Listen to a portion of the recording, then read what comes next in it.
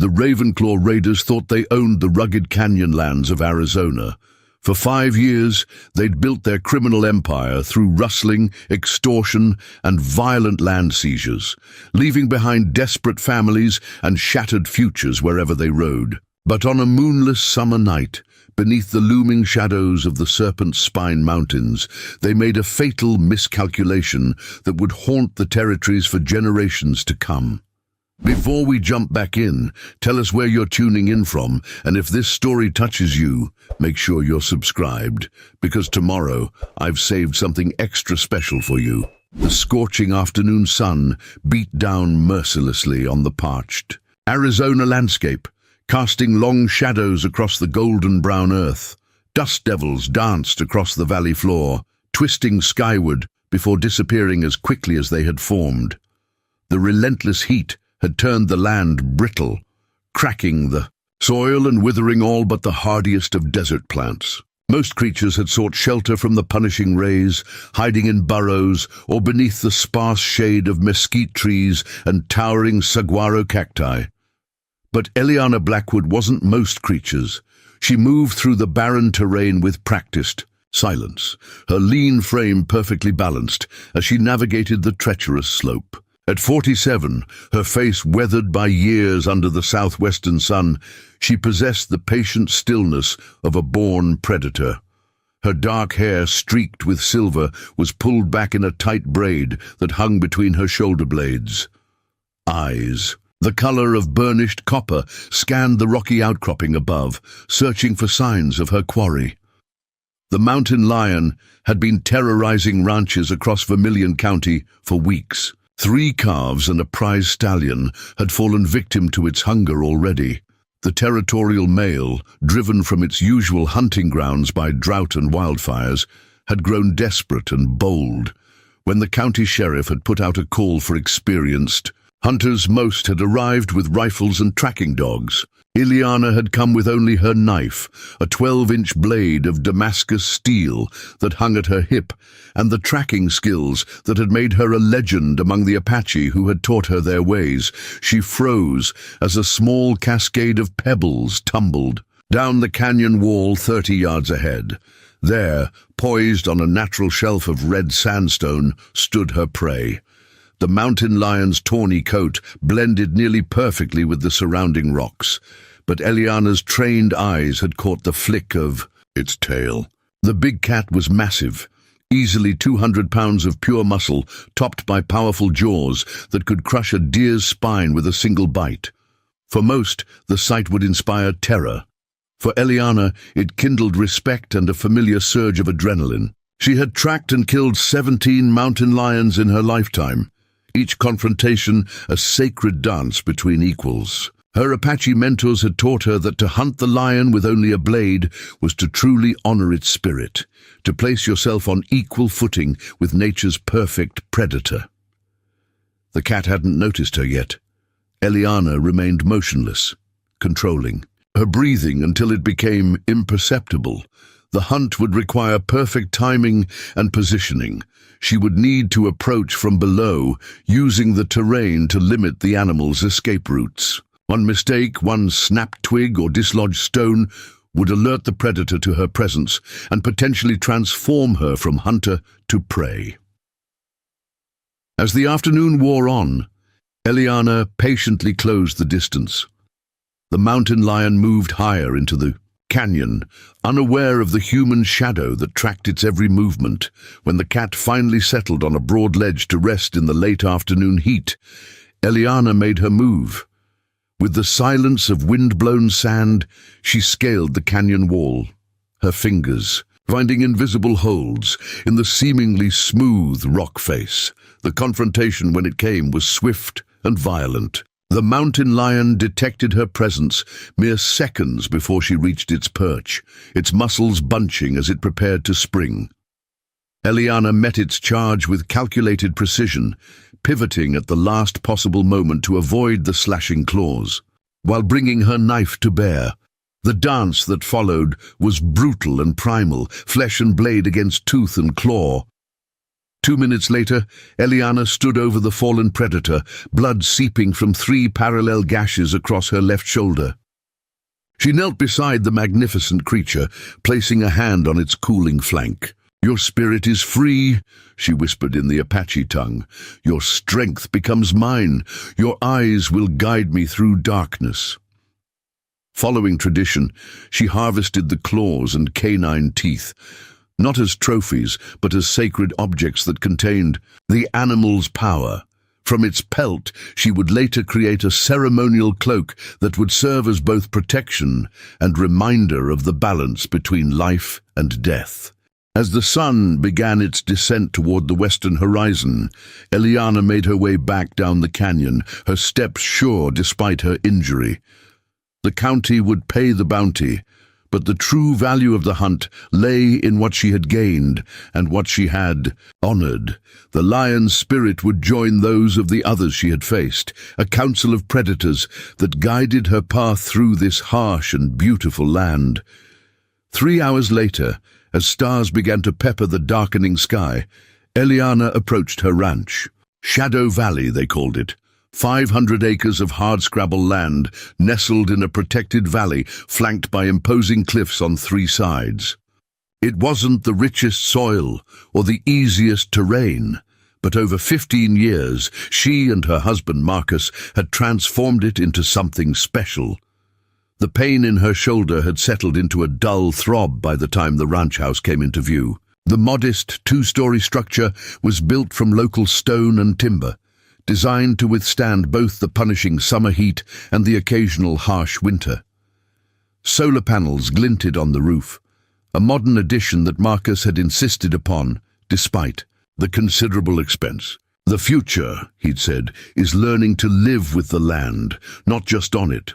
As Eliana approached, a figure emerged from the front porch, backlit by the warm glow of lanterns. Eleanor Redbird, her foreman's 20-year-old daughter, rushed toward her with evident concern. "Mrs. Blackwood, we were getting worried." The young woman stopped short when she noticed the bloodstains on Eliana's buckskin shirt. "You're hurt!"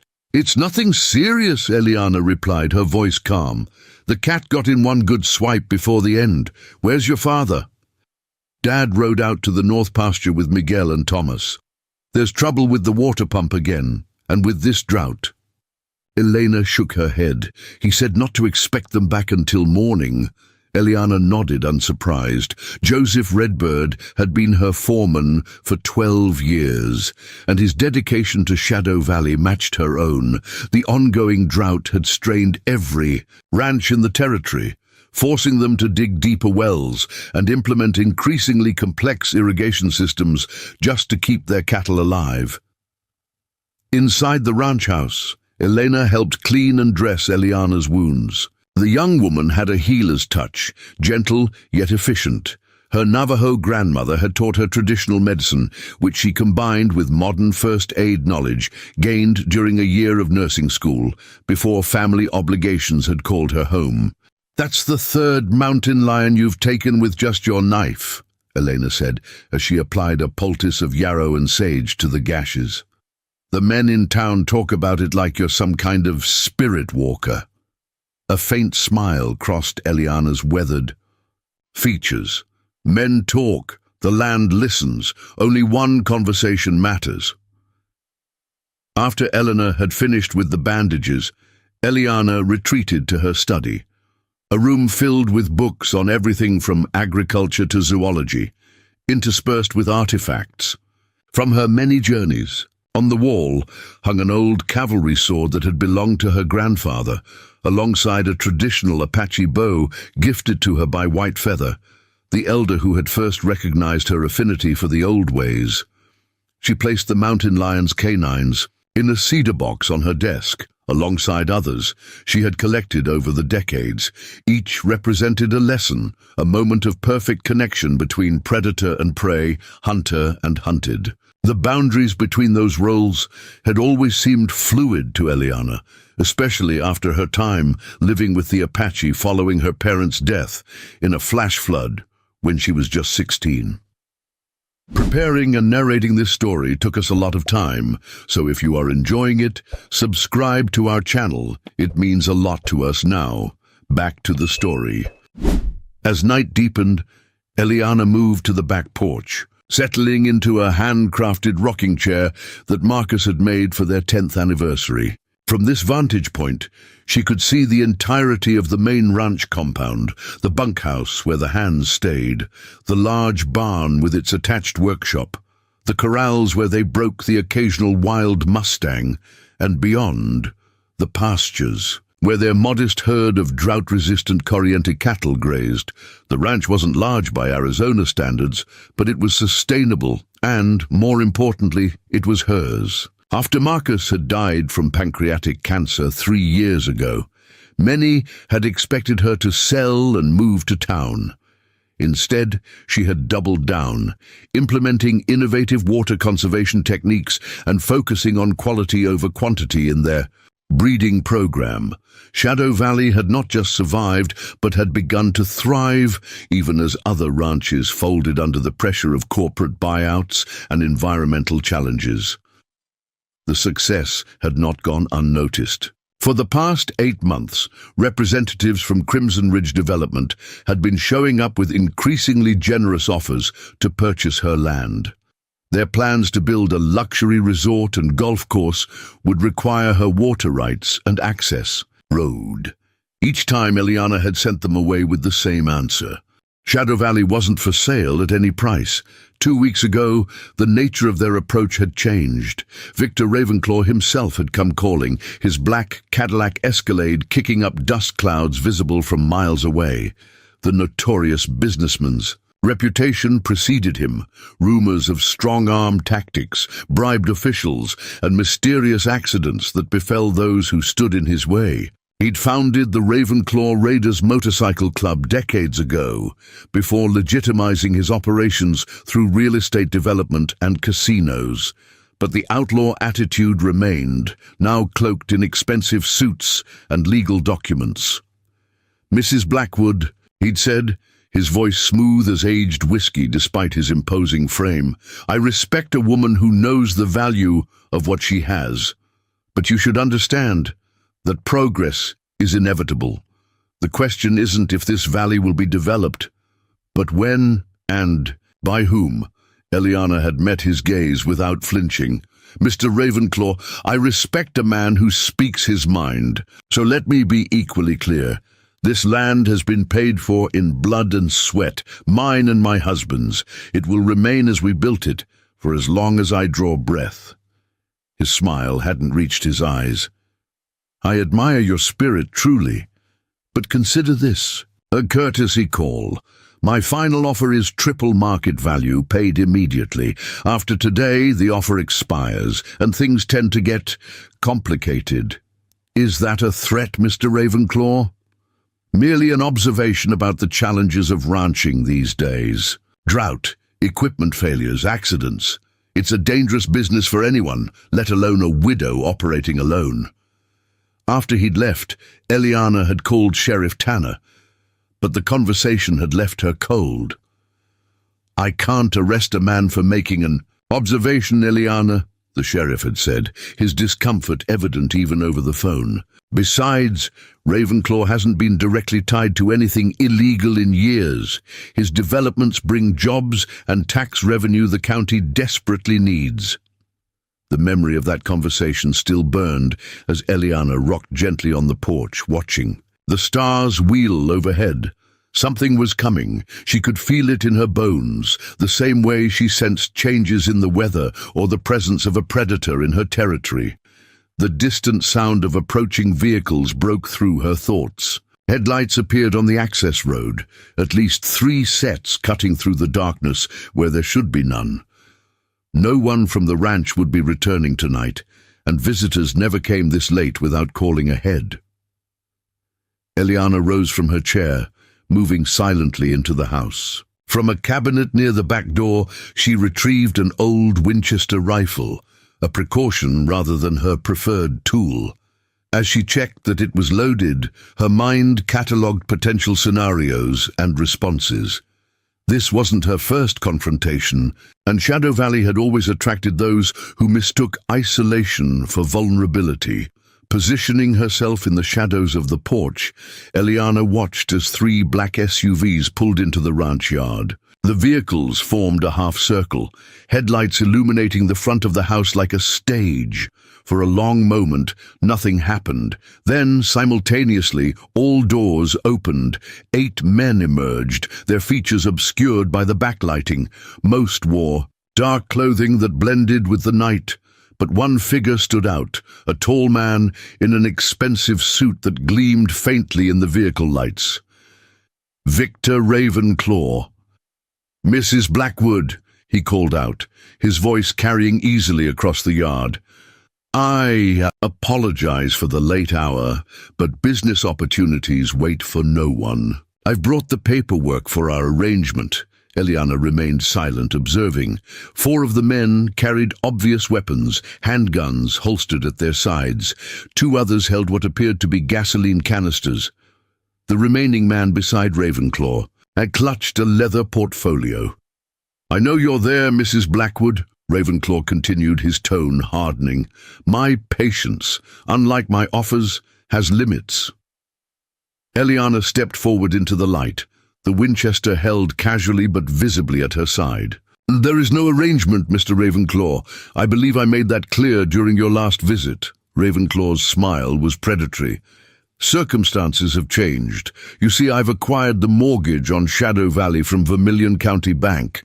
Economics pressures, management changes. You understand how these things go. As the new lien holder, I'm exercising my right to call in the loan immediately." "My mortgage was paid in full 3 years ago," Eliana replied, her voice steady despite the rage building inside her. "I have the documentation. Documentation can be lost, records corrupted." Ravenclaw spread his hands in a gesture of false sympathy. "It's unfortunate, but the legal paperwork clearly shows an outstanding balance of $457,000. Unless you can produce that sum by morning, this property will be forfeit." The brazenness of the lie was breathtaking, but not surprising. Eliana had heard stories of similar tactics used against other holdouts in the region. What made her blood run cold was the confidence with which Ravenclaw delivered his ultimatum. He wouldn't be here taking such risks unless he had the local authorities in his pocket. "And if I refuse to acknowledge this fictional debt?" she asked, already knowing the answer. Ravenclaw's smile widened. "Then we would be forced to reclaim the property through more direct means. Insurance would cover any unfortunate accidents, of course. Electrical fires are so common in these old ranch houses." As if on cue, the men with gasoline canisters took a step forward. Time seemed to slow for Eliana. She could feel her heartbeat steady and strong, could sense the night air against her skin, could smell the unique combination of dust, sage, and pine that defined Shadow Valley. In that moment of perfect clarity, she made her decision. "I need to retrieve my husband's papers from the safe," she said, keeping her voice neutral. "They'll prove the mortgage was satisfied." Ravenclaw nodded, clearly believing he had won. "Of course. Ramirez, accompany Mrs. Blackwood inside. The rest of you remain alert." One of the armed men detached from the group, following Eliana into the house. As she led him through the darkened living room toward her study, she felt the familiar calm that preceded action. The mountain lion's spirit seemed to whisper in her ear, guiding her movements as she navigated the familiar space. In the study, Eliana moved to the antique roll-top desk where Marcus had kept their important documents. The man called Ramirez stood in the doorway, hand resting on his holstered weapon, watching her with the bored expression of someone performing a routine task. "It's in the hidden compartment," Eliana explained, pulling out the desktop organizer to reveal a small safe built into the structure. Marcus was always paranoid about keeping our papers secure. As she worked the combination, positioning her body to shield her movements, Eliana continued speaking in a conversational tone. "You know, my husband always said a person's true character is revealed in how they treat those weaker than themselves." Ramirez grunted, uninterested. "I found that to be true," she continued, feeling the safe's mechanism click into place. "But I've also found that people often make dangerous assumptions about who is weak and who is strong." The safe door swung open. Instead of papers, Eliana's hand closed around the hilt of her hunting knife, the same blade that had tasted mountain, lion blood just hours earlier. What happened next occurred with such speed that Ramirez had no time to react. Eliana moved with the fluid grace of a lifetime spent in perfect awareness of her body and surroundings. The knife slashed outward, catching Ramirez across the wrist as he belatedly reached for his weapon. Before he could shout, Eliana was behind him, one hand clamped over his mouth, the blade now pressed against his throat. "Not a sound," she whispered, her voice carrying the cold certainty of the grave. "Nod, if you understand." The man nodded frantically, blood dripping from his wounded wrist onto the hardwood floor. "Good. Now we're going to walk outside together. You will say nothing unless I tell you to speak. One wrong word, one suspicious movement, and you'll join the mountain lions whose territories you've invaded." The knife pressed slightly harder, drawing a thin line of blood. "Nod again." Another desperate nod. Outside, Ravenclaw and his men were growing restless. 7 minutes had passed since Eliana and Ramirez had entered the house. One of the men with a gasoline canister had begun pacing, while Ravenclaw checked his watch with increasing frequency. When the front door finally opened, all eyes turned expectantly toward the porch. What they saw froze them in place. Eliana emerged first, moving with predatory confidence. Behind her came Ramirez, his face pale with shock and fear, a thin line of blood visible on his throat just above the knife blade Eliana held in place with. "Practiced ease." "It seems we have a misunderstanding, Mr. Ravenclaw," Eliana called out, her voice carrying clearly across the yard. "Your man and I have had an illuminating conversation about the true nature of your visit tonight." Ravenclaw's composed facade cracked momentarily before he regained control. "This is unnecessary, Mrs. Blackwood. Release my associate, and we can discuss this like reasonable people." "I think we're past reasonable discussion," Eliana replied. "You came to burn my home and steal my land. The time for talking ended when you filled those canisters with gasoline. The men with weapons had spread out, seeking clear lines of fire, but the darkness beyond the headlights' reach made them hesitant. They couldn't be certain where Eliana might move, or if she had allies hidden in the surrounding buildings. "Think carefully about what you're doing," Ravenclaw warned, his voice hardening. "This ends one way. You're outnumbered and outgunned. Even if you harm Ramirez, the outcome remains the same." Eliana's laugh was soft, but carried a razor's edge. "Numbers mean little in the dark, Mr. Ravenclaw, and guns require targets." Her free hand moved to a switch on the porch wall.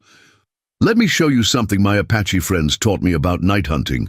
The ranch floodlights went dark, plunging the yard into sudden, complete darkness. The only illumination came from the SUV's headlights, which now created perfect backlighting for Ravenclaw and his men, while leaving Eliana an invisible presence in the blackness beyond. In the confusion that followed, the night erupted into chaos. A strangled cry came from somewhere to the left. One of the armed men fired blindly, the muzzle flash momentarily illuminating nothing but empty space. Ravenclaw shouted orders that went unheeded, as his men, accustomed to being the predators rather than the prey, found themselves disoriented and vulnerable. One by one, the headlights of the SUVs went out, each accompanied by the sound of braking. At glass, with each lost light source, the darkness grew more complete, the advantage shifting further in Eliana's favor. "What the hell is happening?" Someone shouted, panic evident in their voice. A bone-chilling whistle cut through the night, an Apache hunting call that seemed to come from everywhere and nowhere at once. Then another, seemingly from the opposite direction. "She's not alone," one of the men yelled. "There's more of them out there." Ravenclaw, maintaining his position near the central SUV, pulled a handgun from inside his jacket. "Hold your positions," he commanded. "She's playing mind games. It's one woman against 7 of us." But his men were already breaking ranks, firing at shadows and imagined movements in the darkness. From the corner of his eye, Ravenclaw saw one of his men crumple silently to the ground. Then another staggered backward, clutching his leg. The night had transformed into a hunting ground, and they were no longer the hunters. The first light of dawn revealed the aftermath of the night's confrontation. 3 black SUVs remained in the ranch yard, their tires slashed, headlights shattered. Dark stains marked the dusty ground where Ravenclaw's men had fallen, not dead, but wounded and humiliated before being forced to limp away into the darkness. Only Ramirez had been kept behind, bound securely in the tack room, a living witness to what had transpired. Victor Ravenclaw himself had escaped in the chaos, but not before Eliana had left her mark, a thin, precise cut across his cheek that would scar regardless of whatever expensive cosmetic procedures he might seek. A reminder each time he looked in the mirror that Shadow Valley had teeth. Eliana stood on the ridge above her ranch, watching the sunrise paint the sandstone cliffs in shades of amber and gold. The confrontation had been decisive, but far from final. She had studied predators long enough to know that Ravenclaw would return, wounded pride making him more dangerous than before. He would bring more men, better prepared, expecting resistance. She had perhaps 3 days before they came. Back, 3 days to prepare for a war she hadn't chosen but would not shy away from. The isolation that had once been Shadow Valley's greatest appeal now presented its most significant vulnerability. Help was too distant, communications too unreliable for conventional solutions. Joseph Redbird found her there as the sun cleared. The eastern mountains. The Navajo foreman's weathered face showed no surprise at the scene below, only grim understanding. At 62, Joseph had seen the pattern repeat throughout his life, powerful men taking what wasn't theirs because they believed no one could stop them. "Elena told me what happened," he said, standing beside Eliana on the ridge. "Ravenclaw. We'll bring his whole crew next time." Eliana nodded, her eyes still fixed on the compound. "They'll expect fear. They'll find preparation instead." "The sheriff won't help," Joseph said. "It wasn't a question." "Tanner's been in Ravenclaw's pocket since the election," Eliana confirmed. "And even if he weren't, the nearest honest law enforcement is 2 counties over. We're on our own." Joseph was silent for a long moment, weighing something in his mind. Finally he said, "Not entirely alone. There are those who remember the old alliances between the Blackwood family and the people." Eliana turned to him, one eyebrow raised. The people referred to the loosely connected network of indigenous communities that maintained traditional ways despite centuries of attempted erasure. Her relationship with them had always been complex, an outsider granted rare acceptance. After being taken in by Whitefeather's family following her parents' death, "The tribal council stays out of white men's business," she said cautiously. Joseph's expression remained impassive. "The council, yes, but there are others, hunters, trackers, warriors who follow the old ways, who might see Ravenclaw as a threat to more than just your ranch. His developments have already disturbed 3 sacred sites. His men have harassed young women from the reservation. Some scores wait for the right moment to be settled." The implication hung in the air between them. Indigenous justice operated on different principles, followed different timelines than the legal system that had consistently failed them. If Joseph could reach out to these connections, Eliana would gain allies familiar with the land and skilled In the very arts of silent warfare she had employed the previous night. "I won't bring others into my fight," Eliana said finally. "Sometimes the mountain lion hunts alone," Joseph acknowledged. "But when the wolves threaten the entire valley, even solitary hunters join the pack." Back at the ranch house, Eliana confronted her prisoner. Ramirez sat sullenly in a chair, his wrists and ankles bound, a bandage wrapped around his knife-slashed forearm. Elena had treated his wound, more mercy than he deserved, perhaps, but Eliana wouldn't lower herself to his level. "I want information," Eliana said without preamble. "In exchange, you walk out of here intact." Ramirez sneered. "You're dead, lady. When Victor comes back—" "Victor ran," Eliana cut him off, "left his men bleeding in the dirt while he saved himself. Is that who commands your loyalty?" A flicker of uncertainty crossed Ramirez's face. He'd witnessed firsthand how quickly the power dynamic had shifted, how his boss had abandoned them when the advantage turned. "Look," Eliana continued, her voice level, "I don't care about you. You're following orders. But understand this, when Ravenclaw returns, people will die. He's made that inevitable. The only question is who and how many." She placed a satellite phone on the table beside him. "This calls exactly one number. A federal marshal I know from my time working with the Boundary Commission. Tell him everything. About Ravenclaw's operation, the land grabs, the threats, the bribes to local officials. Do that, and you can walk away from what's coming." Ramirez studied her face, looking for deception. Finding none, he gave a slight nod. "The others won't talk. They're too scared of what he'd do." "Then they've chosen their fate," Eliana replied simply. She untied his hands, leaving the phone within reach. "Make your choice." Outside, Elena was taking inventory of their supplies. The young woman's efficiency reminded Eliana of herself at that age, practical, focused, unafraid of harsh realities. "We have food and water for 2 weeks if we're careful," Elena reported. "Ammunition is limited, 30 rounds for the rifles, 42 for the handguns. Medical supplies are adequate unless we have major injuries." Eliana nodded. "Your grandmother's healing knowledge may prove more valuable than modern medicine. Before this is over, are you certain you want to stay? This isn't your fight." Elena's dark eyes flashed. "Shadow Valley has been my home since I was 8 years old. My father's people have lived in these canyons for thousands of years.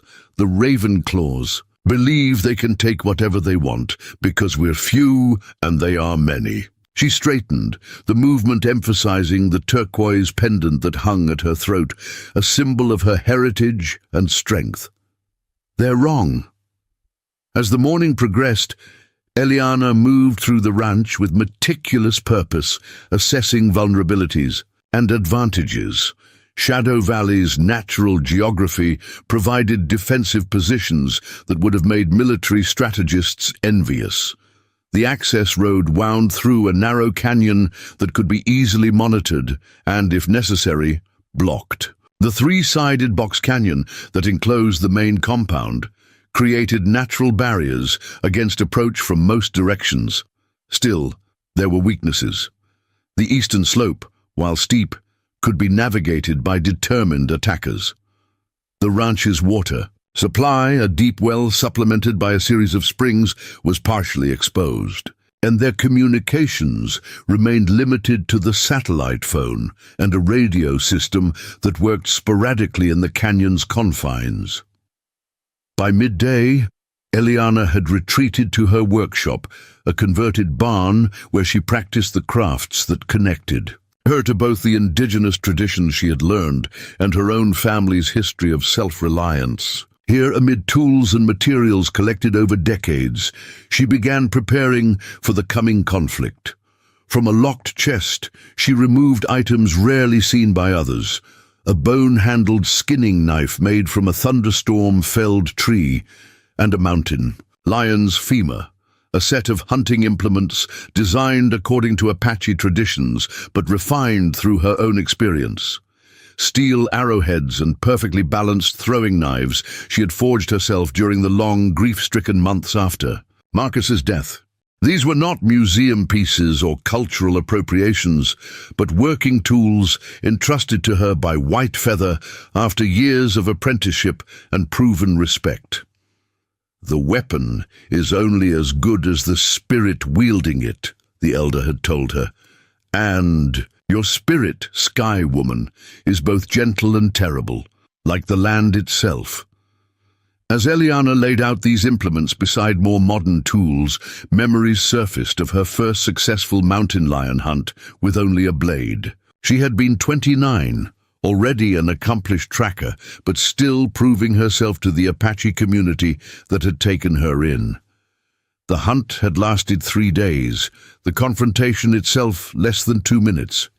She had emerged victorious, but humbled, bearing 4 parallel scars across her back that Whitefeather had treated with traditional medicine while teaching her the songs that honored the fallen predator. "The mountain lion hunts alone but is never lonely," Whitefeather had said while applying a poultice of crushed herbs to her wounds.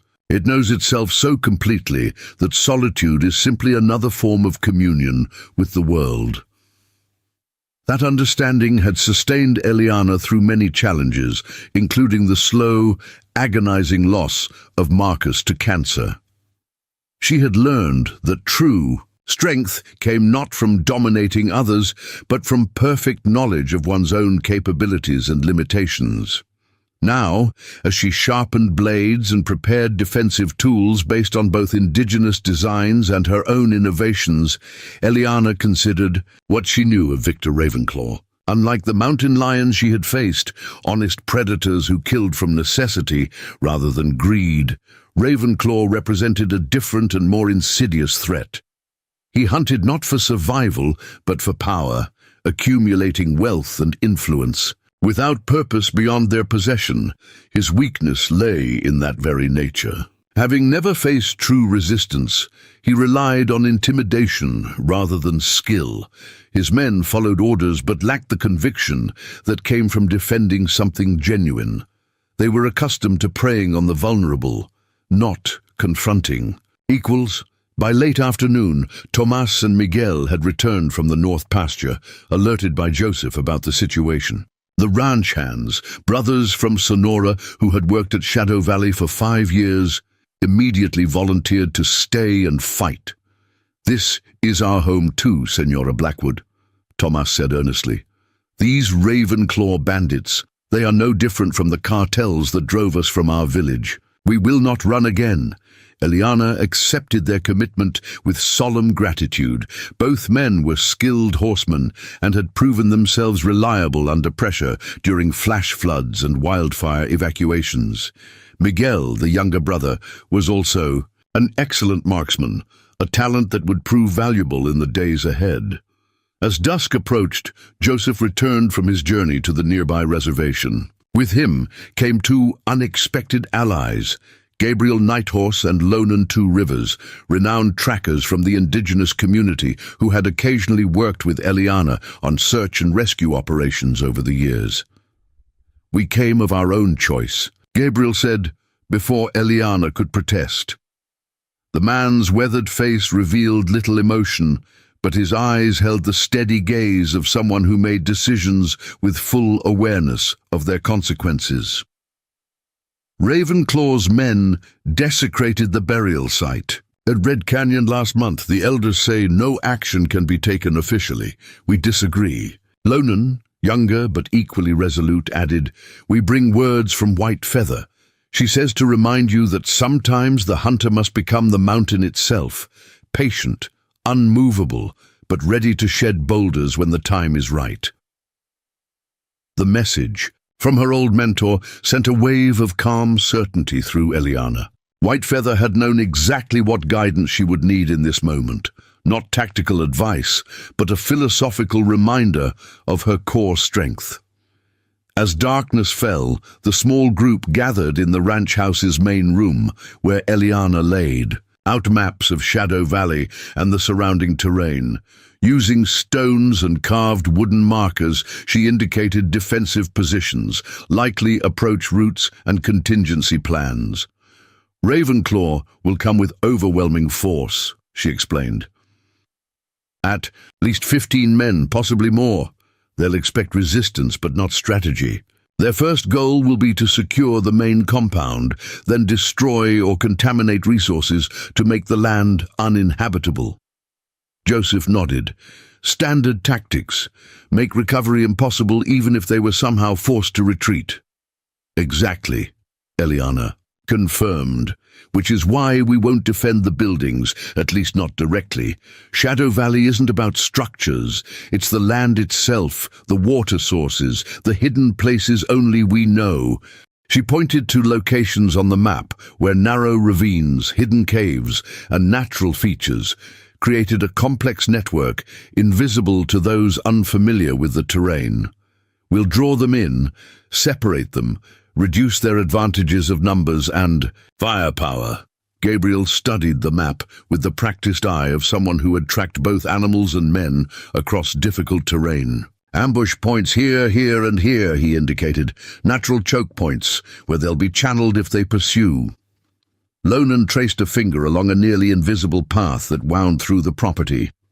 This arroyo provides covered movement between defensive positions. We can appear to retreat, then circle behind them repeatedly.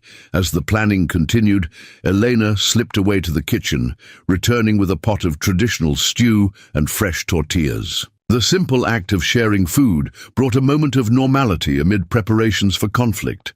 As they ate, conversation shifted briefly from tactics to memories, stories of Shadow Valley's history, of challenges overcome, of the connections that bound each of them to this place and to each other. In that moment, looking at the faces illuminated by lantern light, Eliana realized she had been wrong earlier. She had never truly been alone, even in her most solitary pursuits. The mountain lion might hunt by itself, but it existed within a wider ecosystem of relationships and mutual dependencies. After the meal, they moved outside, standing in the cool night air beneath a vast canopy of stars. Eliana oriented them to night operations, explaining techniques for maintaining night vision, moving silently even through difficult terrain, and communicating without revealing positions.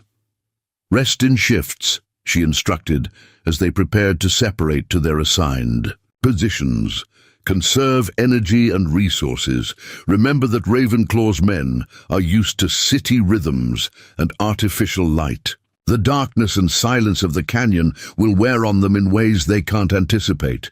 As the others dispersed, Joseph remained beside Eliana on the porch. "You've been preparing for something like this your whole life, haven't you?" he observed. "Not this specific threat, but a moment when everything you've learned would be tested." Eliana considered his words, watching the stars wheel slowly overhead. "When my parents died in that flood, I lost everything I thought mattered. Home, family, certainty. Whitefeather taught me that loss is just transformation. Everything I learned afterward, tracking, hunting, self-reliance, was about rebuilding myself into someone who couldn't be destroyed by losing external things." She touched the knife at her hip, the same blade that had faced mountain lions and, most recently, drawn blood from those who threatened her home. "Ravenclaw believes he's coming to take something from me," she said quietly. "He doesn't understand that Shadow Valley isn't just property. It's a covenant with the land itself. You don't own places like this, you become their guardian. And guardians don't surrender what they've sworn to protect." The night grew deeper around them, a living darkness filled with the subtle sounds of the desert. Somewhere in the distance, a coyote called, a lonely, wavering note that hung in the air like a question. As if in answer, the wind picked up, carrying the scent of sage and dust across the valley that 7 people now prepared to defend against those who sought to destroy it. The coming confrontation would be neither simple nor painless. But as Eliana finally moved to take her position on the eastern ridge, she felt the absolute clarity that had always accompanied her most dangerous hunts. The division between hunter and prey, friend and enemy, past and future seemed to dissolve, leaving only the perfect awareness of the present moment and what it demanded. Shadow Valley would stand, and those who thought to take it would learn what it meant to awaken a predator who had never been prey. Dawn broke with the hushed anticipation of an indrawn breath. Eliana crouched on a rocky outcropping overlooking the eastern approach to Shadow Valley, her body perfectly still despite having maintained her vigil through the night. Sleep was a luxury she had learned to partition into small increments during her hunting years. 15 minutes here, 30 there, always maintaining a level of awareness that bordered on supernatural. The first sign came not as a sound or sight, but as a disturbance in the air itself, a subtle shift in pressure that sensitive desert creatures recognized instinctively. Near her position, a western diamondback rattlesnake, which had been basking on a sun-warmed rock, suddenly slithered for cover.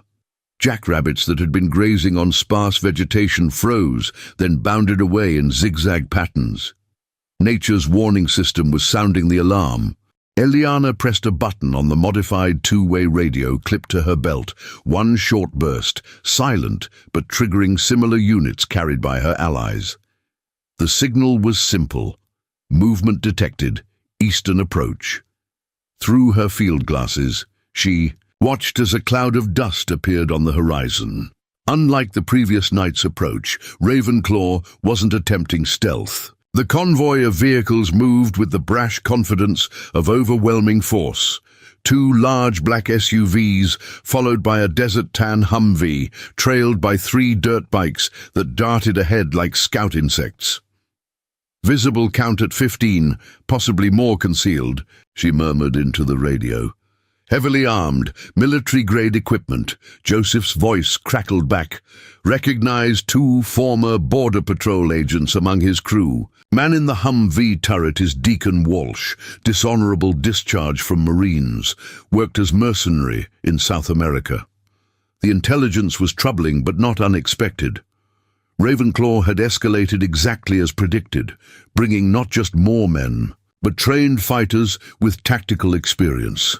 The convoy halted about 2 miles from the ranch compound just beyond the mouth of the Box Canyon. Through her glasses, Eliana could see the men gathering around the Humvee, where Ravenclaw himself stood on the hood, apparently giving instructions. Even at this distance, the bandage on his cheek was visible, a bright white rectangle that would serve as a reminder of his humiliation and a focal point for his rage. His men spread out in a practiced formation that confirmed Joseph's assessment of their background. These weren't the intimidation specialists of his previous visit, but combat-seasoned operatives accustomed to offensive operations. They're splitting into 3 teams, Gabriel reported from his position on the western ridge. Dirt bikes heading for the high ground to establish overwatch. Let them come, Eliana responded. Maintain discipline, no engagement until they cross the markers. The markers, small cairns of stacked stones visible only to those who knew to look for them, delineated the boundaries of the first phase of their defense. Beyond those points, Ravenclaw's men would find themselves channeled into predetermined zones where their numbers and firepower would be neutralized by the terrain. The dirt bikes reached the ridge first, their riders dismounting to establish sniper positions with scoped rifles. Eliana could have taken them out easily from her hidden vantage point, but remained motionless. Patience had been her first and most important lesson, both as a hunter and as a student of indigenous wisdom. The desert rewarded those who understood its rhythms and punished those who imposed their own. The main force advanced in tactical formation, moving from cover to cover with practiced efficiency. They carried a mix of weapons, semi-automatic, rifles, shotguns, and sidearms, and wore ceramic-plated tactical vests. Ravenclaw himself remained near the vehicles, directing operations via radio, while 2 bodyguards maintained close protection. As the advance team crossed the first marker, "Line!" Eliana gave the signal. From 3 different positions, ceramic jars were hurled into the narrow passage ahead of the intruders. The containers shattered on impact, releasing clouds of fine powder into the air, a mixture of habanero peppers, powdered nettles, and an irritant derived from a desert plant known locally as the Devil's Whisper. The effect was immediate and devastating. The lead men staggered, clawing at their eyes and throats as the airborne irritant enveloped them. Training and discipline dissolved under the assault on their respiratory systems. Some fired blindly into the surrounding rocks, while others fell, to their knees, incapacitated by uncontrollable coughing. "What the hell?" Ravenclaw's voice carried across the canyon as he watched his advance team collapse into disarray. "Walsh, get the water cannons! Spray down that whole area!"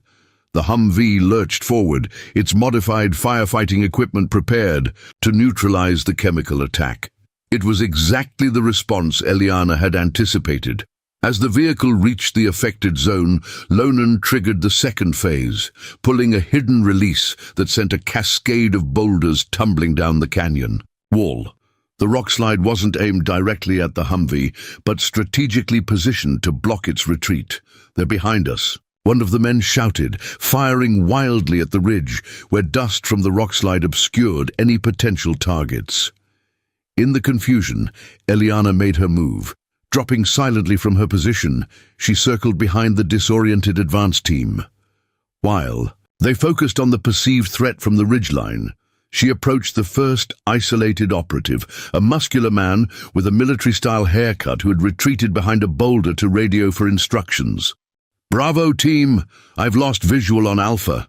Something hit them, some kind of chemical weapon. Request." His transmission died mid-sentence as Eliana's arm locked around his throat in a precise chokehold, not to kill, but to render unconscious. The technique, taught to her by an Apache elder who had served as a scout in Vietnam, required perfect pressure application. Too much force would cause permanent damage.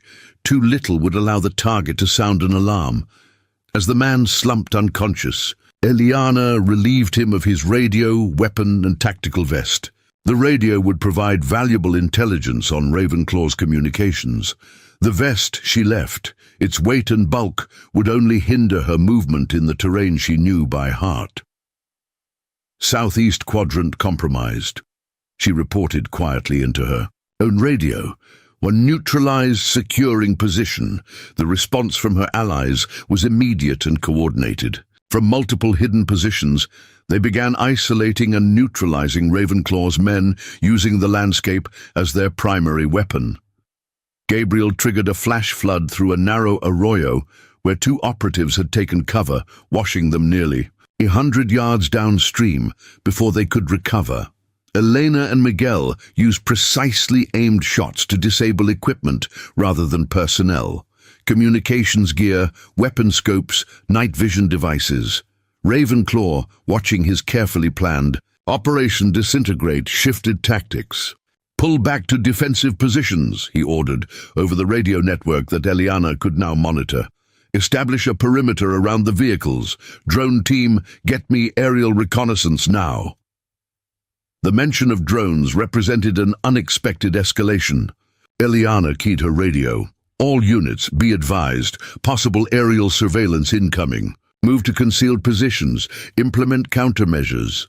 Joseph's response was calm but urgent. "I see it.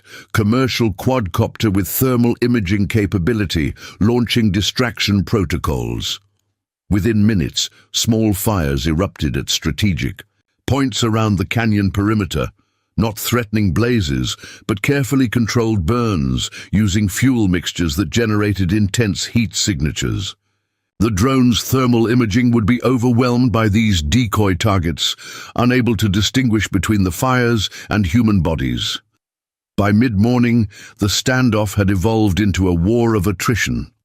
Ravenclaw's superior numbers and firepower were rendered nearly useless by the defenders' intimate knowledge of the terrain and asymmetric tactics. 3 of his men had been found unconscious, stripped of weapons and communications. Two others were stranded on the far side of the flash-flooded arroyo, effectively removed from the fight without a shot fired directly at them. At the vehicle position, Ravenclaw paced furiously, the bandage on his cheek now stained with sweat and dust. "She's making fools of us," he snarled at Walsh, who was attempting to reorganize their scattered forces. "One woman and a handful of ranch hands shouldn't be able to hold off professionals." "This isn't a standard defensive operation," Walsh replied, his voice tight with professional concern. "They're using indigenous guerrilla tactics adapted to modern equipment.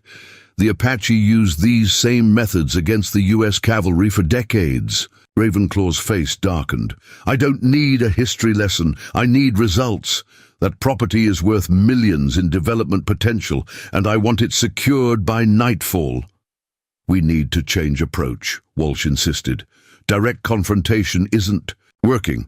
Let's pull back, bring in the heavy equipment, bulldoze the entire access road, cut them off completely. They'll have to negotiate when supplies run out." The suggestion had merit from a tactical perspective, but it underestimated both Eliana's preparations and her resolve. From her hidden observation point less than 50 yards from their position, she could read the frustration and growing doubt among Ravenclaw's men. Even the professionals among them were unnerved by facing an enemy they couldn't see or effectively target. As noon approached, bringing with it the punishing heat of the Arizona summer, Eliana implemented the next phase of her strategy. Using the radio taken from Ravenclaw's man, she broadcast on their frequency, "Shadow Valley to Ravenclaw. You've lost 6 men without a single shot fired directly at them. Consider what will happen when the sun sets." The transmission sent Ravenclaw's security team into high alert, scanning frantically for the source while establishing a protective formation around their leader. Ravenclaw himself grabbed a radio, his voice tight with barely controlled rage. "Blackwood, you think this is some kind of game? I've got enough men to overrun your entire operation? Yet here you stand," Eliana replied calmly. "Pinned down at the edge of my property, your men dehydrated, disoriented, and demoralized. The nearest medical assistance is 40 minutes away, if the roads were open, which they aren't." She let the implications sink in before continuing. "I've hunted mountain lions with nothing but a knife, animals far more dangerous and intelligent than the men you've brought. But unlike them, I'm giving you one chance to leave. Take your wounded, and go. Shadow Valley isn't for sale, not today, not ever." Ravenclaw's laugh was harsh and brittle. "You've got guts, I'll give you that. But this isn't over. I've got resources you can't imagine. This little resistance of yours is just delaying the inevitable." "Perhaps," Eliana acknowledged, "but delay has its own power. While you've been pinned down here, federal agents have been very interested in the evidence my ranch hand Ramirez provided about your operations, particularly the falsified documents you used to claim my mortgage." The sudden silence on the radio confirmed her hit had landed. Ramirez had indeed made the call, trading information for his freedom. Whether federal authorities would act quickly enough to matter remained uncertain, but Ravenclaw couldn't know that. "You're bluffing," he finally responded, but the confidence had leached from his voice. "The Blackwater County Assessor's records show that my mortgage was satisfied 3 years ago," Eliana continued. "The documents you presented were obvious forgeries, and forgery of financial instruments is a federal offense. Your pocket sheriff might look the other way, but the FBI tends to be more thorough." The standoff continued through the blistering afternoon, with Ravenclaw's forces attempting several probing maneuvers that were thwarted before they gained any significant ground. The defenders employed a strategy of controlled withdrawal, appearing to yield territory while actually drawing the attackers deeper into prepared zones of vulnerability. By late afternoon, the tide had definitively turned. Ravenclaw's men were exhausted, dehydrated, and increasingly doubtful of their mission. 3 more had been incapacitated by carefully placed snares and deadfalls. ancient hunting techniques adapted to capture men rather than animals. None had been seriously injured, but all had been disarmed and left bound in a dried streambed where they could be recovered later. As shadows lengthened across the canyon, Eliana prepared for what she knew would be Ravenclaw's most desperate and dangerous move. Men like him, accustomed to power and its exercise, became most volatile when that power was threatened. He would not retreat without a final, potentially catastrophic attempt to salvage both his operation and his pride. The attack, when it came, was more personal than tactical. Ravenclaw himself, accompanied by Walsh and his 2 remaining elite operatives, advanced directly toward the ranch compound. They carried incendiary devices, not the simple gasoline canisters of the previous night, but military-grade thermite, charges capable of creating fires that water couldn't extinguish. "If I can't have it, no one will," Ravenclaw muttered, his face set in lines of bitter determination as they approached the main house. "We'll burn it all, salt the earth, make an example that no one forgets."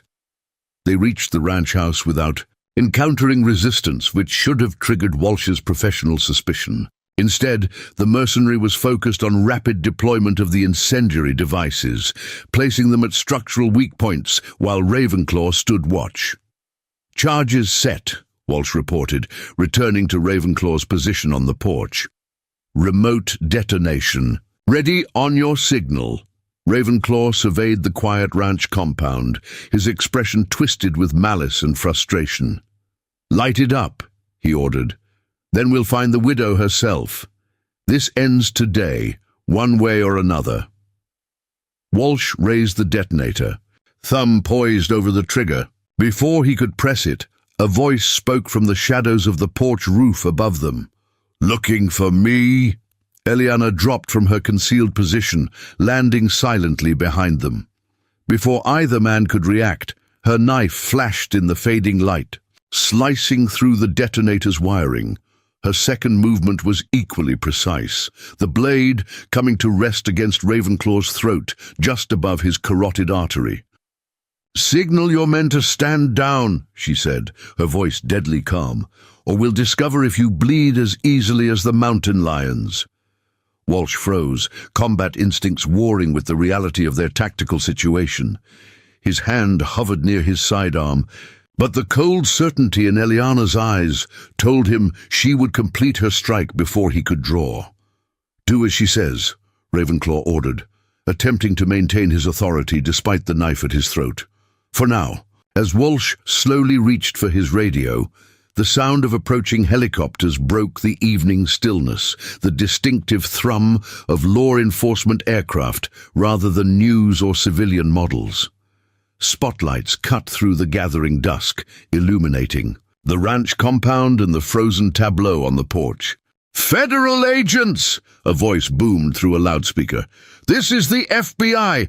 All armed individuals, put down your weapons and place your hands above your heads!" Ravenclaw's face transformed from rage to disbelief. "You weren't bluffing," he whispered. Genuine shock, replacing his arrogance for perhaps the first time in decades.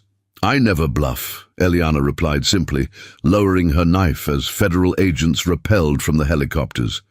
"The mountain teaches honesty or death.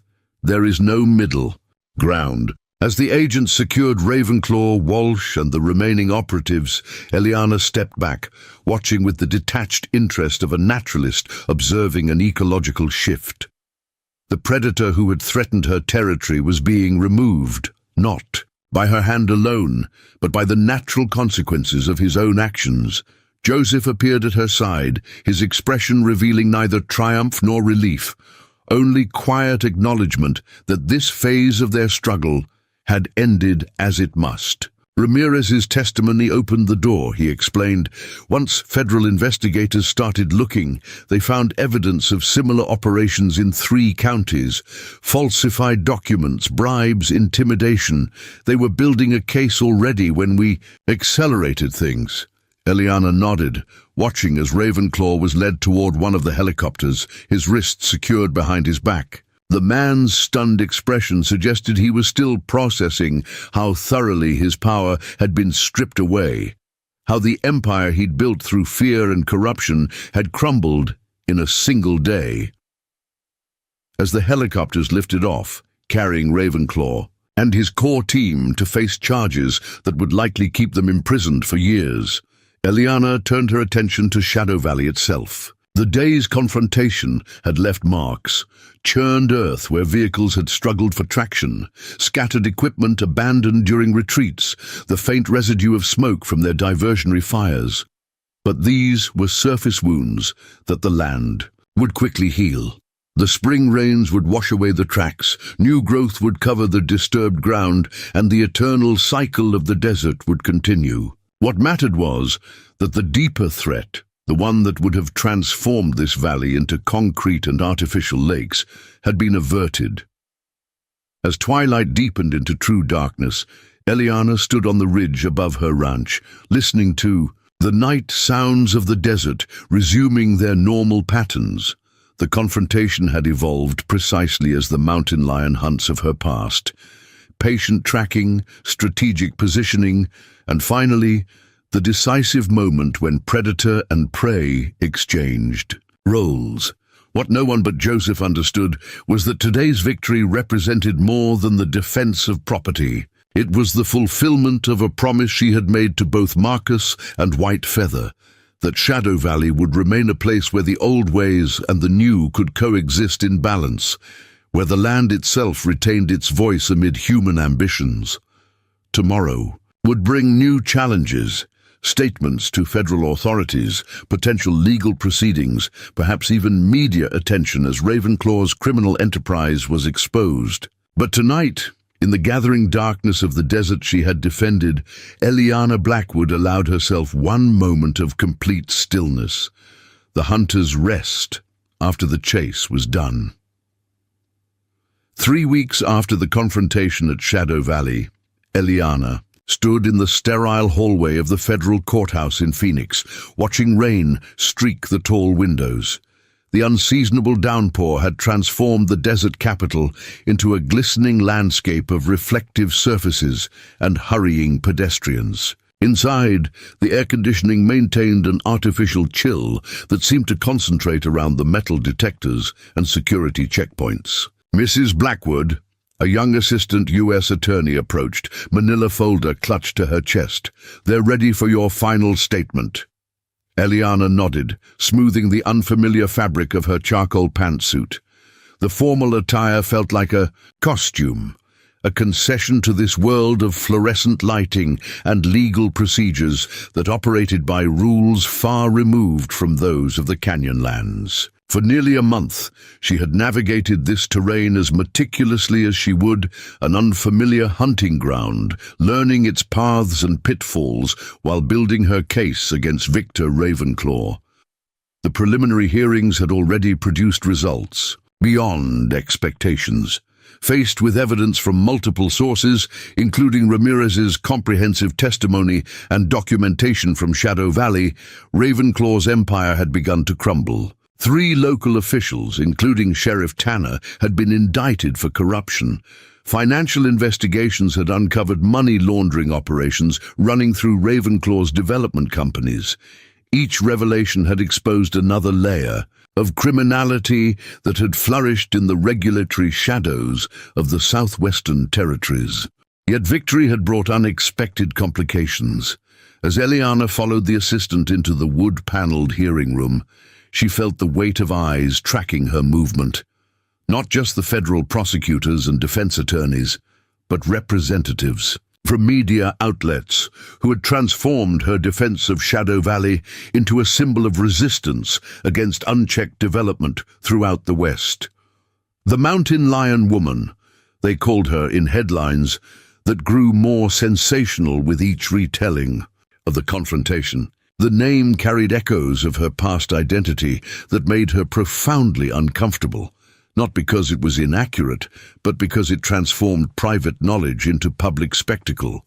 Victor Ravenclaw sat at the defense table, the scar on his Cheek now, a thin red line visible even from across the room.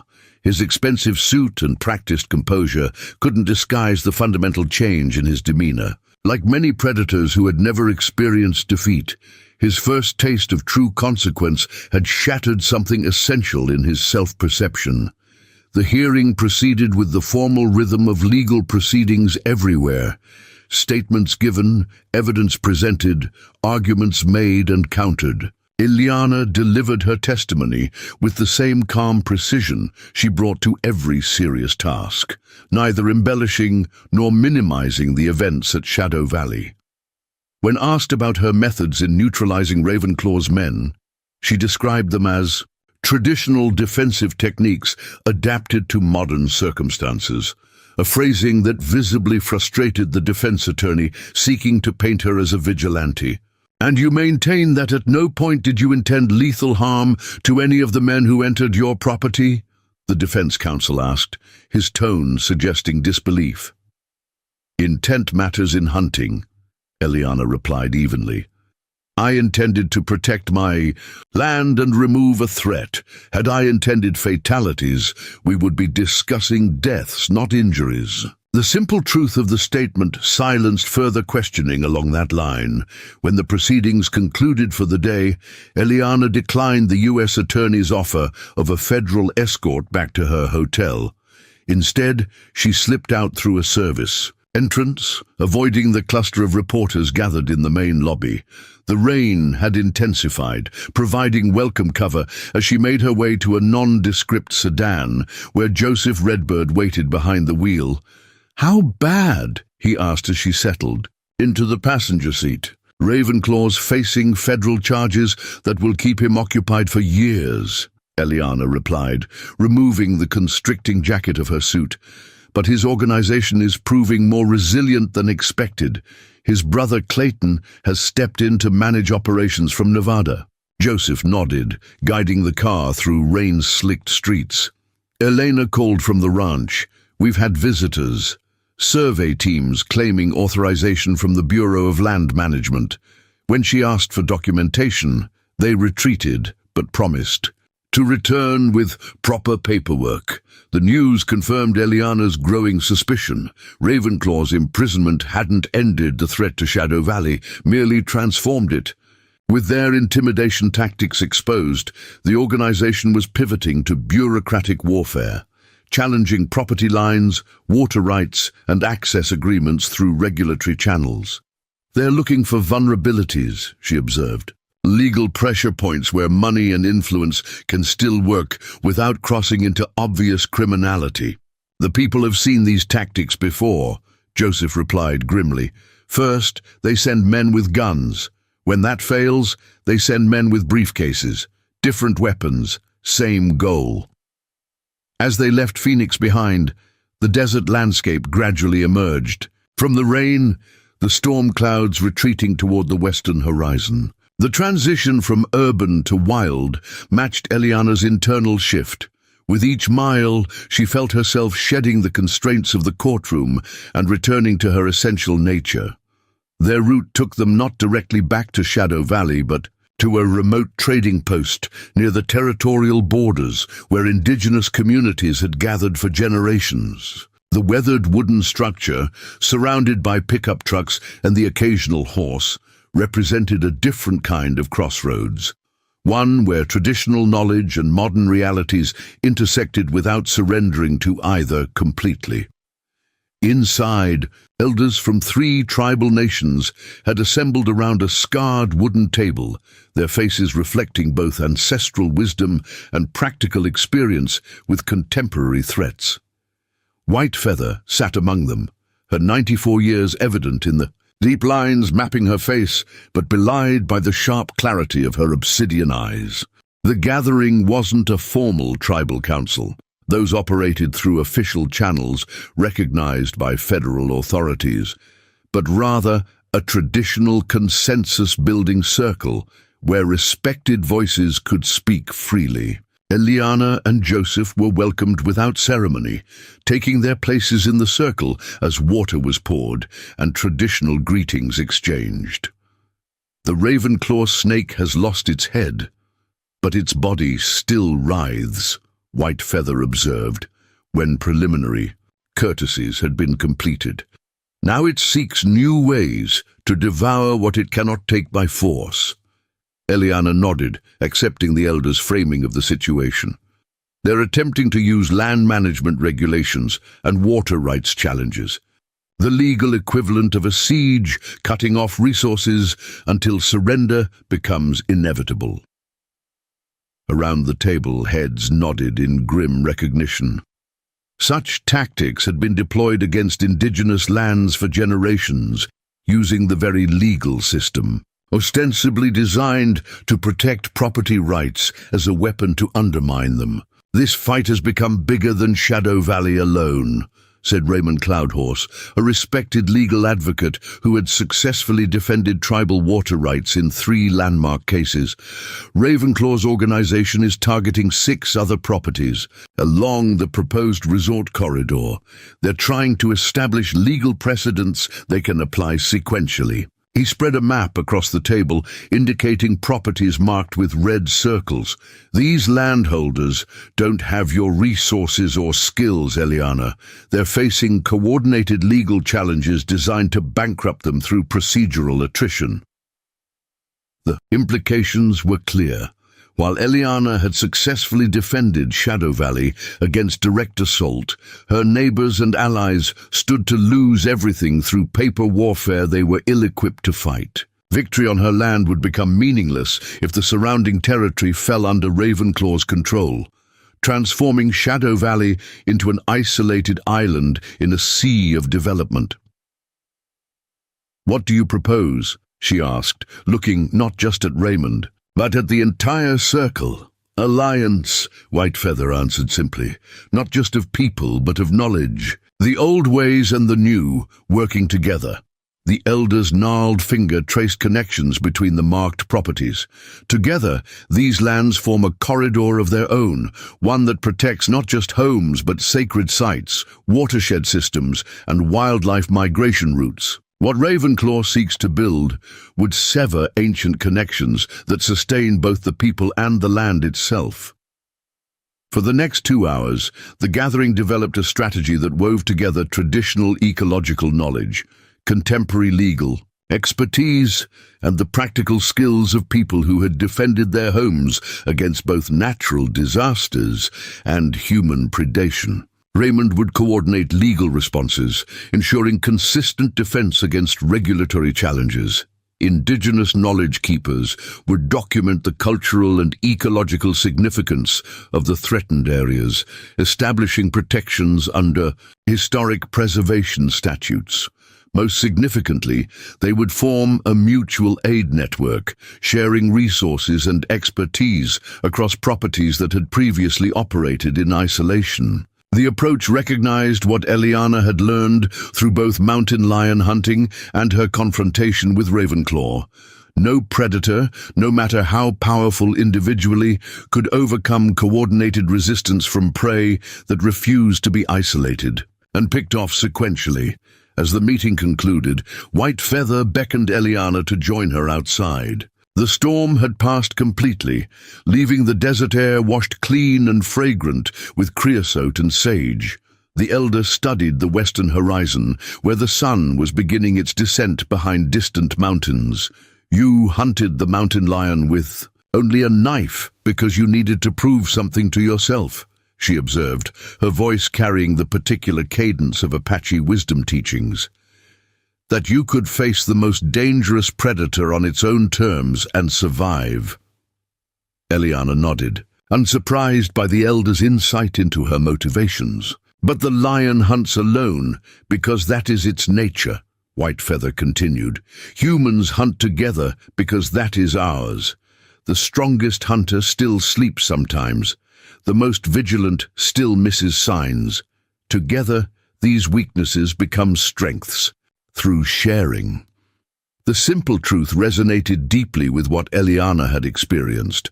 Her successful defense of Shadow Valley had come not through solitary prowess, but through the combined efforts of people who valued the land for their own reasons.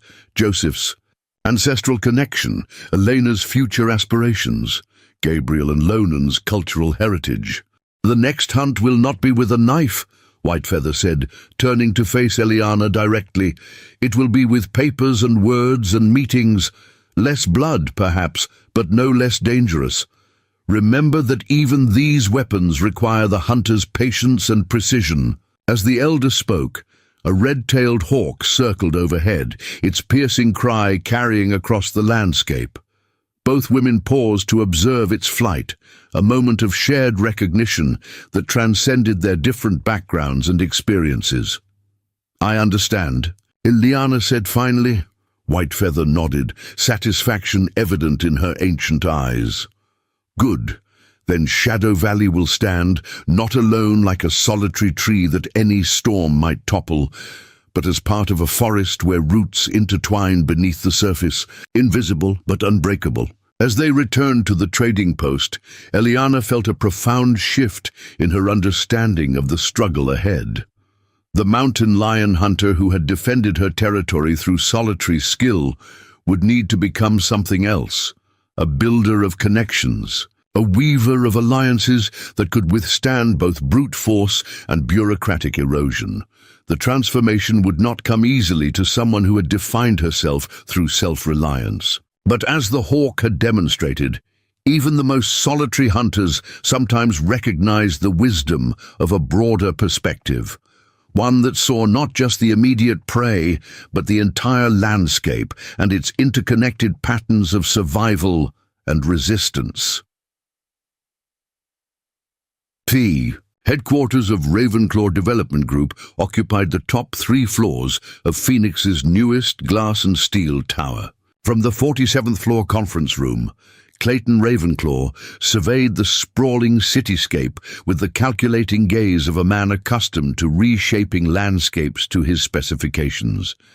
At 51, Clayton possessed the same ruthless ambition as his imprisoned brother, but wrapped in a more sophisticated package: Ivy League credentials, political connections, and a carefully cultivated public image as a philanthropist. "The injunction against our water rights challenge was denied," announced Caroline Winters, the group's chief legal counsel, as she entered with a leather portfolio. "Judge McAllister has scheduled a full hearing for next Wednesday." Clayton nodded, satisfaction evident in his steel-grey eyes. "And the BLM easement application?" "Advancing through channels," Carolyn confirmed. "We've got 3 senior officials ready to expedite approval once the environmental assessment is complete." "Which will find no significant impact," Clayton added with a thin smile, "given that the firm conducting the assessment is a subsidiary of our holding company." The meeting continued with clinical precision, each element of their campaign against Shadow Valley and the surrounding properties plotted with the same methodical attention to detail that had built the Ravenclaw empire.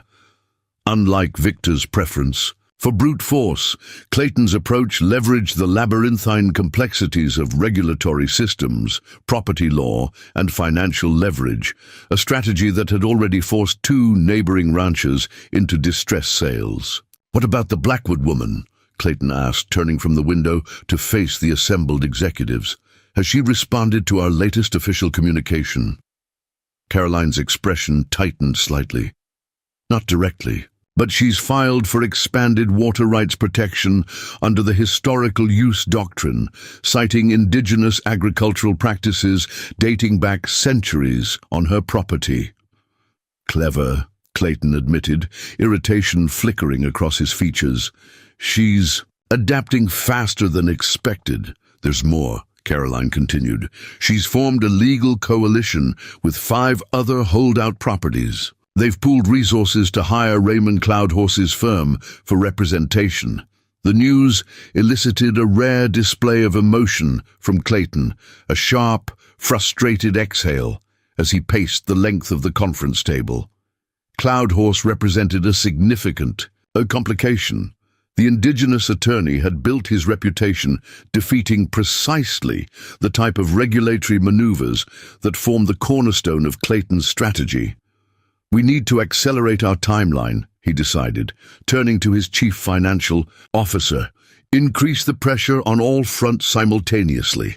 Tax reassessments, access challenges, water testing requirements. I want every property in that coalition under maximum bureaucratic strain within 30 days. As the meeting concluded and his executives filed out, Clayton remained at the window, his reflection superimposed over the desert landscape beyond the glass. 6 weeks of carefully orchestrated legal and regulatory warfare had yielded less progress than expected. The coalition had proven unexpectedly resilient, countering each move with increasingly sophisticated responses that suggested a level of coordination previously unseen among the region's independent landholders. "You underestimate her," said a quiet voice from the doorway. Clayton turned to find Joseph Redbird standing just inside the conference room, his weathered face impassive as security personnel appeared behind him, clearly confused about how he had reached the executive floor unescorted. "Mr. Redbird," Clayton acknowledged with forced cordiality. "I wasn't aware we had an appointment." "We don't," Joseph replied simply. "But I thought you deserved one courtesy your brother never extended, a warning before you walk into a trap." Clayton dismissed the security team with a gesture, curiosity overriding caution. "Please elaborate." "You think you're fighting for land," Joseph said, moving to the conference table where development plans were still displayed on multiple screens. "But you're actually fighting against time, and time is not on your side." Meaning? Meaning that, while you've been filing motions and applications, Eliana has been building something more substantial than legal defenses. Joseph touched one of the screens, enlarging a satellite view of the Shadow Valley region. 4 days from now, Interior Department officials will announce a comprehensive cultural resources survey of the entire corridor your development targets. Clayton's expression remained controlled, but his eyes narrowed slightly. Federal surveys take years to complete, during which normal development activities continue. Not when the survey area includes 3 newly identified archaeological sites that qualify for emergency protection under the Archaeological Resources Protection Act, Joseph countered. Sites that were documented last month by a joint team from 2 tribal historic preservation offices and the Smithsonian Institution. The implication landed like a physical blow. Emergency archaeological protections could freeze all development activities indefinitely, creating a regulatory shield that even the Ravenclaw Group's considerable influence couldn't easily penetrate. These supposed sites weren't identified in any previous survey, Clayton objected, his composure finally cracking. Joseph's smile was slight but unmistakable. They were always there. But sometimes what remains hidden depends on who's doing the looking and what they want to see. As the significance of this revelation settled over Clayton, Joseph placed a thumb drive on the conference table. "This contains all the documentation, including preliminary findings, and the scheduling order for the official announcement. I thought you might appreciate the opportunity to adjust your investment strategy before your shareholders learn that your billion-dollar development corridor has become a federally protected archaeological district." "Why are you really here?" "Redbird?" Clayton demanded, making no move to touch the drive. "If what you're saying is true, you've already won. Gloating seems beneath you." "I'm here because Eliana Blackwood believes in fair fights," Joseph replied. "She doesn't strike opponents who don't see the blow coming, even when they deserve. No such consideration." With that, he turned to leave, pausing at the doorway to deliver a final observation. "Your brother never understood that some things cannot be owned, only respected or destroyed. You're smarter than him, but making the same fundamental mistake." After Joseph's departure, Clayton stared at the thumb drive for long minutes before finally plugging it into his laptop. The documents it contained confirmed everything the foreman had claimed: detailed archaeological surveys, carbon dating results, official correspondence scheduling the emergency designation, even internal emails from the Department of Interior. discussing the unprecedented significance of the findings. Most damning was a comprehensive memorandum detailing how Ravenclaw Development Group's previous environmental and cultural resource assessments had deliberately overlooked indigenous sites, evidence that could trigger not just project delays, but criminal investigations into violations of federal preservation laws. Clayton's carefully constructed strategy, built on leveraging regulatory processes against the Shadow Valley Coalition, had been comprehensively outflanked. While his legal team had filed motions and challenges through official channels, Eliana Blackwood had been orchestrating a more fundamental protection, one rooted in federal statutes that even the Ravenclaw Group's political connections couldn't easily circumvent. The realization triggered not just anger, but a reluctant admiration. She had allowed him to invest millions in planning, legal maneuvers, and regulatory navigation, knowing all along that a more absolute barrier was being constructed behind the scenes.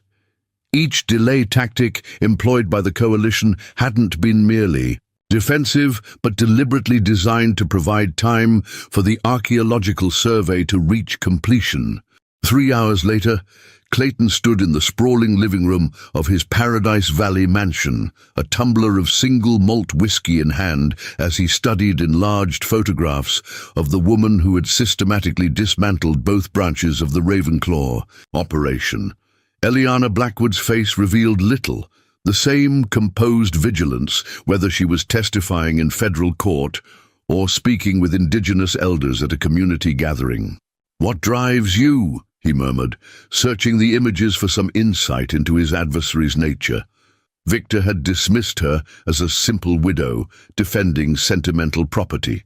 Clayton had seen her as a lucky amateur who had stumbled into a temporary advantage. Both assessments had proven catastrophically wrong. The intercom chimed, interrupting his contemplation. "Sir, Mr. Walsh is here as requested."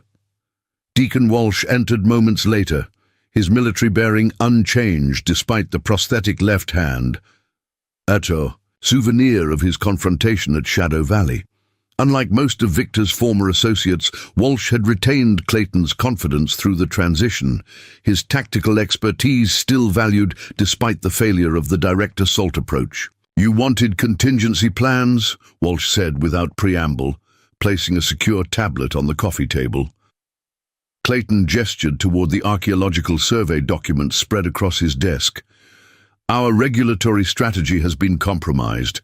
We need alternatives that circumvent the new protections without triggering federal enforcement actions." Walsh reviewed the materials with professional thoroughness before responding. "The archaeological designation changes the battlefield fundamentally. Direct development is off the table for the foreseeable future." "I'm aware of the obstacles," Clayton replied impatiently. "I need solutions." "There's only one viable path remaining," Walsh said, activating the tablet to display a complex network of corporate entities and financial flows. "Structured disinvestment and controlled devaluation. We can't develop the land, but we can still ensure no one else profits from it either." The strategy he outlined was elegant in its destructive simplicity, a coordinated campaign to undermine the economic viability of the entire region through manipulation of resource prices, selective infrastructure degradation, and targeted economic pressure on supporting industries. The coalition properties would maintain their legal protections, but find themselves stranded in an artificial economic desert, gradually forcing even the most determined holdouts to abandon land that could no longer sustain them. It wasn't development, but scorched earth, a strategy that sacrificed immediate profit for long-term acquisition after the protective designations eventually lapsed or were overturned by more favorable political administrations. Clayton studied the proposal with growing appreciation for its merciless efficiency. This approach required no violations of the archaeological protections, no direct confrontation with federal authorities, just the invisible hand of economic leverage squeezing gradually tighter until resistance became financially impossible. How soon can implementation begin? He asked, already calculating how to present this strategic pivot to his board. Elements are already in position, Walsh replied. Full deployment could commence within 72 hours. Clayton nodded, decision made. Proceed with preliminary measures. I'll secure board approval by tomorrow afternoon. After Walsh departed, Clayton returned to the photographs of Eliana Blackwood, seeing them now through a different lens. She had outmaneuvered him in the regulatory arena through unexpected allies and strategic thinking. But the economic battlefield offered no such protections, no indigenous knowledge to invoke, no federal statutes to shelter behind. You protected the land, he told the impassive image. But land without livelihood is just dirt and rock. Let's see if your coalition can survive when the water costs triple and supply chains mysteriously collapse. What Clayton Ravenclaw failed to recognize as he initiated what he believed was an unassailable strategy was the fundamental lesson that both mountain lions and development magnates eventually learned when confronting Eliana Blackwood. The trap was always set long before the prey realized they were being hunted. 3 days later, as Clayton presented the disinvestment strategy to his board of directors, federal agents were simultaneously serving warrants at 17 financial institutions across 4 states, freezing assets and seizing records related to a massive money laundering operation that formed the hidden foundation of the Ravenclaw Empire's liquidity. The archaeological survey that had blocked development had been only the visible portion of a much more comprehensive strategy, one that had anticipated Clayton's response and prepared countermeasures that struck not at his tactical approach, but at the financial infrastructure that made any approach possible. The mountain lion hunter had indeed set her trap with patience and precision, understanding that the most dangerous predators required the most carefully prepared snares. Winter descended on Shadow Valley with quiet authority, transforming the rugged landscape into a study of contrasts. Snow blanketed the higher elevations, while the valley floor remained largely untouched, protected by the natural windbreak of surrounding cliffs. The early morning light painted everything in tones of amber and blue as Eliana moved along the eastern ridge, her breath visible in the crisp December air. 6 months had passed since Clayton Ravenclaw's arrest on federal money laundering charges. His trial was still months away, delayed by procedural maneuvers and the sheer complexity of the financial crimes that had underpinned the Ravenclaw Empire. The development consortium had collapsed spectacularly, its assets frozen, its investors scrambling to distance themselves from the scandal. What had once seemed an unstoppable force of progress had been revealed as an elaborate criminal enterprise built on fraud, intimidation, and environmental exploitation. Eliana paused at a natural overlook, surveying the changes that had taken place across her beloved Shadow Valley. The ranch house remained largely unchanged, its stone walls and timber roof as solid as the day Marcus had completed them 15 years earlier. But around it, subtle transformations had taken root. Near the eastern spring, a cluster of traditional hugans stood in various stages of completion, round earthen structures built according to Navajo principles of harmony with natural surroundings. These would serve as residences for indigenous apprentices participating in the land stewardship program that now occupied a portion of Shadow Valley. To the west, solar arrays glinted in the morning sun, part of a renewable energy initiative developed in partnership with the coalition properties. The system provided power not just for Shadow Valley, but for 3 neighboring ranches, creating an infrastructure independence that no corporate utility could threaten or control. Most significant were the carefully marked areas spread throughout. The property, archaeological sites that had indeed existed, but remained undocumented until the coordinated survey conducted under White Feather's guidance. The sites represented not just ancient history, but living cultural heritage, now protected under federal law from the kind of development that would have destroyed them forever. Looking for mountain lions? Elena's voice came from behind her, the young woman's approach as silent as Eliana's own, a testament to the skills she had absorbed over months of intensive training. Eliana smiled without turning, just watching the valley wake up. Elena joined her at the overlook, binoculars hanging around her neck. At 21, Joseph Redbird's daughter had grown into her role as Shadow Valley's assistant manager with remarkable speed, combining her nursing training with newfound expertise in sustainable range management and indigenous agriculture. The university team arrives tomorrow, Elena reminded her. Dr. Whitehorse wants to begin documenting the water management systems before the ground freezes completely. Eliana nodded, making a mental note to prepare the guest quarters. The partnership with the Tribal College's Environmental Science Department represented another layer of the protection strategy that had evolved in the aftermath of the Ravenclaw confrontation. Academic documentation that strengthened legal protections while creating opportunities for indigenous students to conduct field research on their ancestral techniques. "We should finish the north fence repair today," Eliana said, turning from the view. "The storm forecast for Thursday will make it impossible later in the week." As they descended toward the ranch compound, Eliana reflected on how naturally she had adapted to this new phase of Shadow Valley's existence. The transition from solitary defender to community coordinator hadn't been entirely smooth.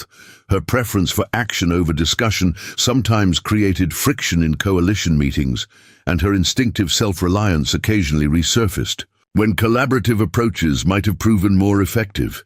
Yet the change felt organic rather than forced, a natural evolution rather than a fundamental transformation. The same skills that had made her an exceptional hunter and tracker, patience, observation, strategic thinking, transferred surprisingly well to the complex challenges of building sustainable alliances and resilient systems. At the main corral, Joseph was already working with 2 young men from the Hopi Reservation who had joined the apprenticeship program. Their hands moved with growing confidence as they repaired tack and prepared horses for the day's work. The intergenerational knowledge transfer happening across Shadow Valley represented exactly the kind of living heritage that White Feather had emphasized in her guidance. "Federal prosecutor called," Joseph informed Eliana as she approached. "They want you to review additional testimony before the grand jury reconvenes next week." Eliana suppressed a sigh. The legal aftermath of the Ravenclaw operation continued. To demand time and attention she would rather devote to the land itself. Yet she recognized the necessity of completing this aspect of the confrontation, ensuring that the threat couldn't simply resurface under new management or corporate identity. "I'll call them this afternoon," she agreed. "But first, we have fences to mend." The day unfolded with the rhythm of purposeful work that had always defined Shadow Valley. Eliana, Elena, and 2 of the apprentices rode to the northern boundary, where seasonal runoff had undermined fence posts critical for keeping cattle contained during winter grazing. The repairs required both physical strength and practical engineering, calculating load distributions, adjusting for soil conditions, anticipating how freeze-thaw cycles would affect stability. As they worked, Eliana found herself naturally shifting between the role of instructor and co-worker, demonstrating techniques while encouraging the younger workers to problem-solve independently. Teaching had never been her ambition, yet she discovered unexpected satisfaction in watching knowledge transfer from her hands to theirs, a different kind of legacy than she had envisioned during her years with Marcus. "You remind me of my grandmother," commented Thomas Honeywell, the older of the 2 apprentices, as they secured the final section of fencing. She doesn't talk much either, but her hands always know what to do. The simple observation carried no judgment, only recognition of a shared quality across cultural and generational lines. Eliana accepted it with a nod, understanding the comparison as the genuine compliment it was intended to be. By late afternoon, they had returned to the ranch house, where the aroma of Elena's venison stew filled the kitchen. The evening meal had evolved into a communal gathering that would have seemed foreign to Eliana a year earlier. The long oak table, surrounded by ranch hands, apprentices, and occasionally visitors from coalition properties or tribal programs. Tonight, an unexpected guest waited on the porch, FBI Special Agent Diana Reyes, the lead investigator on the Ravenclaw case. Her government-issue SUV was parked discreetly behind the bunkhouse, suggesting a visit of a sensitive nature rather than official business. "Agent Reyes," Eliana greeted her, gesturing toward the porch chairs, "you're a long way from Phoenix." "Some news is better delivered in person," Reyes replied, settling into the offered seat. At 42, she carried herself with the contained energy of someone accustomed to navigating dangerous situations through intellect rather than force. The task force completed its analysis of the Ravenclaw financial network yesterday. Eliana waited, recognizing the agent's careful approach to significant information. "We've identified the source of the original pressure on your mortgage," Reyes continued. "It wasn't actually Victor Ravenclaw's initiative. The order came from higher in their organization, a silent partner named Edward Chamberlain." The name landed like a physical blow, though Eliana's expression remained carefully neutral. Edward. Chamberlain had been Marcus's oncologist during his battle with pancreatic cancer, the doctor who had recommended increasingly expensive experimental treatments, each promising breakthroughs that never materialized. Chamberlain used his medical practice to identify potential acquisition targets, Reyes explained, watching Eliana closely. Patients with valuable properties who might face financial distress due to medical expenses. In your case, he deliberately recommended treatments he knew would be ineffective but financially devastating. The calculated cruelty of the strategy momentarily stole Eliana's breath. Marcus had endured painful, debilitating procedures that had robbed him of quality of life in his final months, not for valid medical reasons, but as part of a real estate acquisition scheme. "He's being charged?" Eliana asked, her voice steady despite the emotional storm beneath. "Multiple counts of fraud, conspiracy, and medical ethics violations," Reyes confirmed. "His cooperation is providing evidence against financial backers we wouldn't have identified otherwise. The entire network is unraveling." After the agent departed, Eliana remained on the porch long after darkness had enveloped Shadow Valley. The revelation about Chamberlain added a new dimension to her understanding of what she had been fighting. Not just opportunistic developers, but a systematic predation that targeted people at their most vulnerable. Joseph found her there hours later, sitting motionless in the darkness, her stillness reminiscent of her hunting vigils. Wordlessly, he placed a small bundle wrapped in red cloth beside her chair, before retreating respectfully. When Eliana finally unwrapped the package, she found a medicine pouch of traditional design, a small leather container adorned with porcupine, quills and beadwork in patterns she recognized from Whitefeather's teachings. Inside was a folded note in the elder's distinctive handwriting, for when the past returns to wound the present. The mountain lion carries scars but does not live in their pain. The simple wisdom penetrated Eliana's grief and rage, not dismissing them but placing them in perspective. The Ravenclaw organization and its hidden partners had taken much from her. Marcus's final dignity, years of financial security, the simple peace of an uncontested existence. But they had failed in their ultimate goal. Shadow Valley remained, not just intact, but strengthened through the very opposition intended to destroy it. More importantly, what had begun as one woman's defense of her home had catalyzed something larger, a coalition that protected not just land, but cultural heritage, ecological wisdom, and sustainable lifeways that might otherwise have been lost beneath concrete and artificial lakes. As the first stars appeared overhead, Eliana tied the medicine pouch to her belt. Tomorrow would bring university researchers eager to document indigenous water management techniques. Next week would require testimony that might help bring Chamberlain and his co-conspirators to justice. The months ahead held collaborative. Projects with coalition partners, apprentice training programs, and the ongoing work of stewardship that any ranch demanded. The mountain lion hunter, who had once defined herself through solitary skill, had found her place in a more complex ecosystem of resistance and rebuilding. The knife that had faced predators, both animal and human, now spent more time cleaning roots for traditional medicines than drawing blood. The tracking abilities that had once located mountain lions now helped identify archaeological features and optimal locations for water conservation structures. Yet Eliana Blackwood remained fundamentally herself, observant, resolute, precise in action and speech. The confrontation with the Ravenclaw organization hadn't changed her essential nature so much as revealed new applications for the qualities that had always defined her.